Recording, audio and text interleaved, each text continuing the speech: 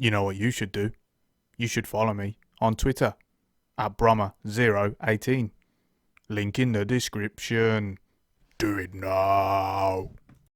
Hello everyone, welcome back to another FIFA 20 Custom Tactics video, the series where we recreate real life systems in game and adapt them so that they will actually work at least fairly effectively.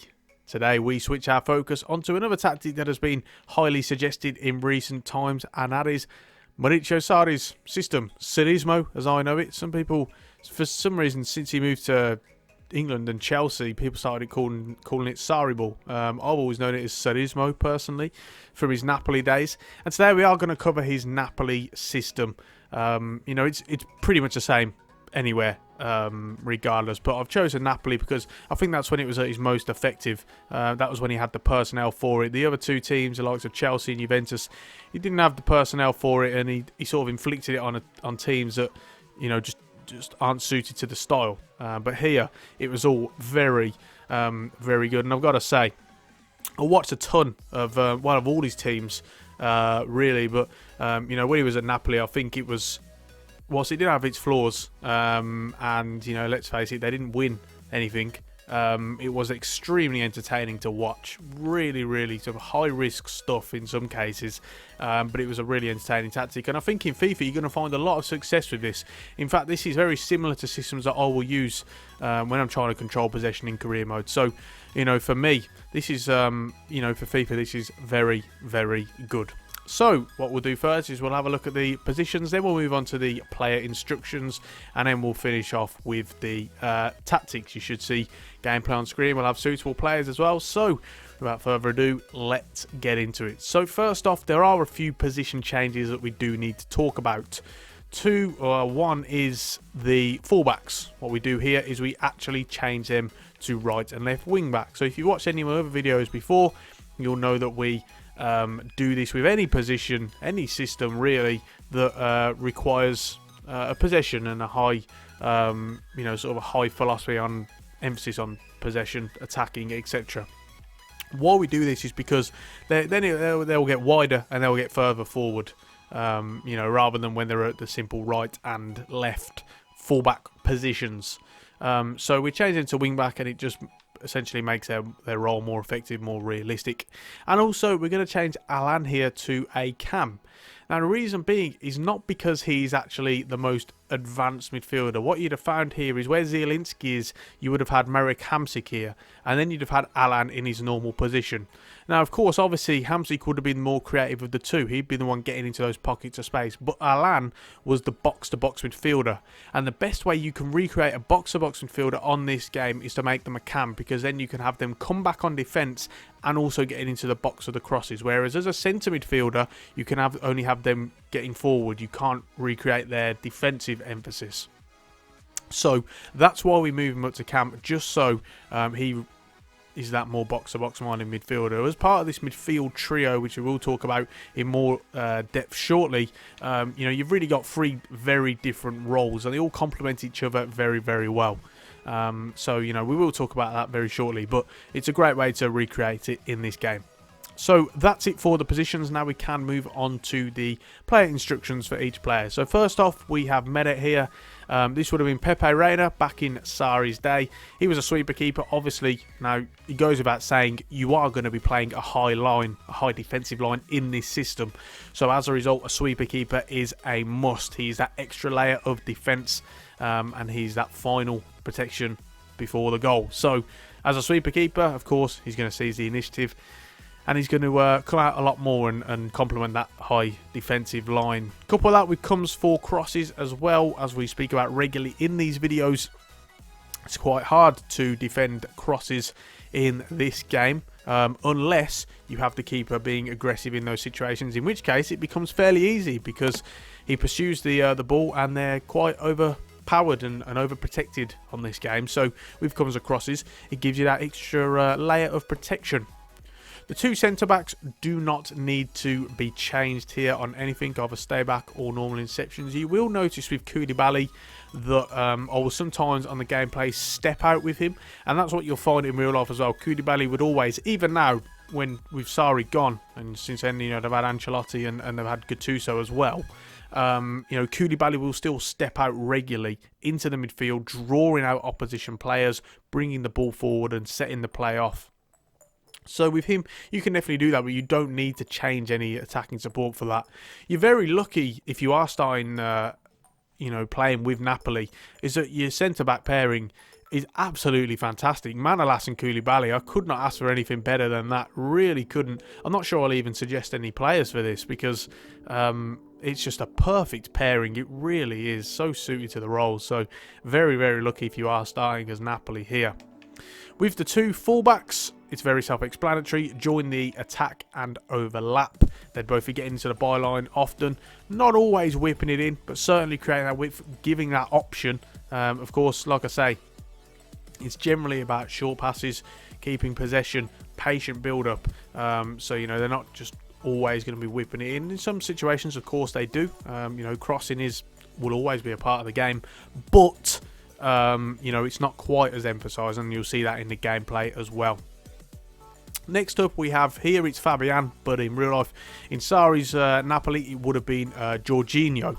So first off, we have him stay back while attacking. He's, of course, the pivot of possession, and that's what he sort of replicates with his role in this as well. So you've got him on stay back while attacking, of course, and also cut passing lanes. He shouldn't be moving around too much. And that's how you can replicate that with cut passing lanes, rather than having to follow a man all the time, sort of, you know, marking zonally and sticking to his area. And couple that with cover centre as well. Again, he shouldn't be moving around too much. He's not asked to do a lot, Jorginho, in this system. It was more about him getting him on the ball in possession and then working from there, regardless of, you know, what I have personal thoughts about him that we talked about in the Chelsea system. You know, that is very much his role in this team. Moving on to Zielinski, which, as I've mentioned, would have been Marek Hamsik. Now, of course, the most creative player in this team. What an extraordinary talent he was. And it was a shame to see him leave Napoli after such a long time at the club. So we've got him at centre midfield here. Make sure it is centre midfield and not left centre midfield. We got him as a centre midfielder. And first off, the most important thing is stay on the edge of the box. You do not want him getting into the box. You want him around the edges, in the hole, in those advanced pockets of space, in the advanced areas, and that's about it. You don't want him getting into the box because, one, it's covering too much ground, and two, he's at his best when he's on the edge of the box. You know, he scores a lot of long shots for Napoli, he did over the years. Also, just picking a lot of passes, and it would also force the opposition, when clearing the ball, they wouldn't go out centre. They'd try their hardest to try and, even if it had to go out for a throw-in, they'd opt for that rather than clearing it out to Hamsik in those dangerous areas on the edge of the box. So make sure he's on stay at the edge of the box, and to get that as sort of realistically replicated as possible in this game, have this on balanced attack rather than get forward, because then he's more likely to be running into the box, because as it says, it makes run in behind the strikers. Really, you want balanced attack here. Now, we got him on cover wing, obviously, but he shouldn't be having to come out too much, because obviously you've got two on each side. Bear in mind that, you know, Gulam will overlap Insigne here in a lot of times, and obviously Insigne will be as one of the front men, you know, in the more forward areas. So he may sometimes having to be covering out to the wing, but you should be okay generally. Next, we move on to Alan. And obviously, as we spoke about, we want him to be that box-to-box man. And so, come back on defence and get into the box of crosses. That is the best way to replicate that. Lots and lots of energy has Alan. And he's very, very well suited to the role. The only thing you'd ask for more, really, is maybe a bit more height, a bit more strength as a box-to-box player. But, you know, that's being ultra critical. You know, he's very, very good in this role. Lots of, as I say, very energetic, lots of stamina. You know, fairly well pacey in terms of that centre midfield role, and also very good on the ball technically as well. So he's well suited to this box-to-box role. Other than that, you don't need to change anything else. Stick to position, etc. Normal interceptions. It's worth bearing in mind that I'd also like to talk about is, you know, free roam is not something you're going to find in this system very much. Players are very much sticking to their own areas, and that's something that you'll see in this system. It's one of the maybe the criticism actually of it is that it's extremely rigid in that sense, you know, in the positioning sense. You're not getting players switching wings, etc. You're not getting the midfield rotating about, you know, the central midfield three. They're very much sticking on each side in each zonal area, and that is about it. So next we can move on to the front three. We start off with Jose Callejon. May I just mention here, one of my favourite players. Absolutely love Jose Callejon. Really, shockingly overrated, actually. So underrated, it is untrue. He's just a phenomenal player. Really, really good. And it's no surprise that he's stayed at Napoli for so long. They've kept him around for so long. I'm really surprised, though, that other clubs haven't come in for him. Now 33, of course, coming into the twilight of his career, but still well within his prime, that's for sure. So first off, you want him on comeback on defence. Of course, because you're in control of possession so much, well, you should be with this system, there shouldn't be a lot of need for him to do that. But he does have a high work rate, and it is replicated in this system as well. So you want him on comeback on defence for those times when you are having to trap back. In addition, you want this on cut inside. Now, you want to couple this with getting behind. Something that was often in this system is you'd see Insigne would get the ball on the left, and he cut inside onto his right foot, and Callejon would make those bursting runs in the box, in behind the defence, cutting inside and angling his run, and Insigne would loop it over to him, and Callejon would score from it. And you'd see this so many times. I remember when I used to watch Napoli during this period, and it was relentless all the time. You would see this, and it was such a joy to watch, and the opposition just could not deal with it all the time. His movement was so intelligent, and that's the best way to recreate that in this: cut inside and getting behind, and hopefully you should have those penetrating runs in behind the defence in those situations. Obviously, you're wanting to get into the box of crosses as well, as we just spoke about. It's the same thing. So you couple that with all three of these, and you've got a very complementary set of instructions there that will work out well and replicate his role very, very accurately. Over to Insigne, slightly different this time. You still want him on comeback on defence, get into the box of crosses, cut inside, but this time you want him to come short. Unlike Callejon, he's less inclined to sort of running behind, although he does have the pace and energy for it, but he likes to get on the ball more. He's very good technically, likes to get himself on the ball, and as we say, long shots, you know, looping it over to the attackers, etc., over the defensive line is very much a big part of his game. And so with come short, you can replicate that very, very well. Over to Dries Mertens now. Of course, this could have been Arkadiusz Milik as well, but we're going to go with Dries Mertens for this. It's a similar role, regardless of which one it was, to be honest. First off, you want him on stay central. As we spoke about, just players aren't going to be switching around their positions too much. They're going to stay within their sort of area. In this case, it's the central line, sort of in between the box, the 18-yard box that is, and stay within that vicinity. So you want him on stay central, but you want him on false nine. So he drops off and helps the midfield a bit, and it allows the run of, say, someone like a Callejon to run in behind and to go perhaps a little bit unmarked. Otherwise, let's say the opposition defence do decide to back off and mark the run of Callejon, then Mertens picks up the ball in the deep areas with lots of space, and he's very dangerous in those situations. So with false nine, you get the best of both worlds there. And finally, you want him to stay forward as well. He's going to be that out ball when going forward, and there's no need for him to trap back. But again, as I've already mentioned, shouldn't be a lot of need to trap back because you should be dominating possession. You want at least 60% of possession, because it's less, say, like the last tactic we did, we covered Nagelsmann's Leipzig system. That's a very vertical sort of system. Lots of emphasis on just getting the ball forward passes all the time. Whereas with this, there's a lot more patience involved, a lot more of a patient build-up, short passing play, work openings, rather than, you know, constantly trying to go forward all the time. So with that, you know, you've sort of got that there. So that is the player instructions covered. Now we can move on to the tactics. So defensively, first off, we want this on constant pressure. Of course, in a possession-based system, you're generally going to have a gegenpress style tactic, and this is what you have here. One of the things that was such a joy to watch in this system was just the pressing. It was so not only entertaining and high intensity, but also they did it so well. You know, they did it really, really well, really efficiently and effectively. And so if you can get that on point here, you can really have something special going.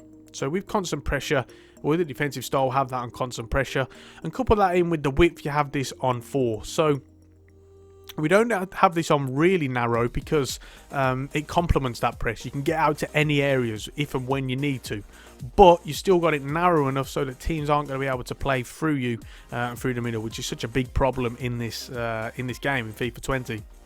With depth, I've got this on the maximum, and the reason being is that obviously it's an extreme press and it's an extreme tactic. So you know, you are going to find with it on 10, you've got that complement for that press as much as possible. But if you are playing online, and it's not a problem offline, you can play 10 no problem at all.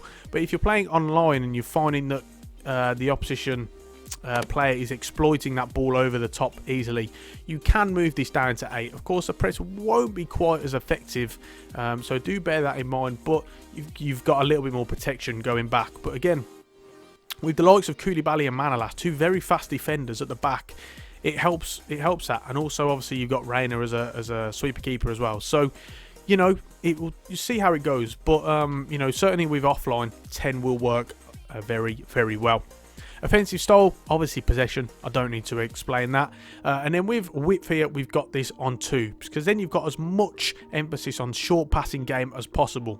In particular, and one thing that I want to speak about here is when you're playing it out from the back, this was another reason why it was such an entertaining system, is that it would very one-touch stuff, two-touch stuff sometimes, but generally one-touch stuff, and under no circumstances could they boot it up. It was just so extreme. It was a possession-based style to the extreme. Even in Guardiola's system, someone like Guardiola or a Total Football, Johan Cruyff, etc., it wouldn't be as extreme as what it is in the Sarrismo tactics. It is just play out from the back at all costs. And so if you do want to replicate the system as much as you can, you've got to do the same. Obviously, that can become a problem, but this is how it is. And why I'm talking about this here is because with width, then you've got players as close to each other almost as possible, because then they're offering short gains. But the reason why we have this on 2 and not 1 is simply because then we've got a tiny bit more emphasis on players such as the wing backs getting out wide when they need to. Therefore, it's not so narrow that you're not exploiting enough space. Of course, it doesn't make a massive difference, but a little bit and enough to have that emphasis.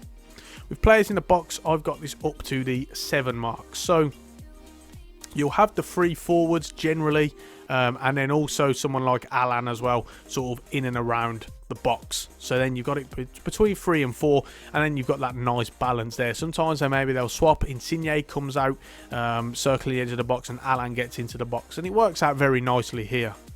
Finally, with corners and free kicks, we always speak about this in these videos, and we'll do it again here. We have this on 4, because then you have 2 men back, which is more than enough to deal with the counter attack, because on this game they only ever leave 1 man forward. But then you've got an extra figure in the box to try and create a bit more of a danger from those set piece situations. So always have those on 4.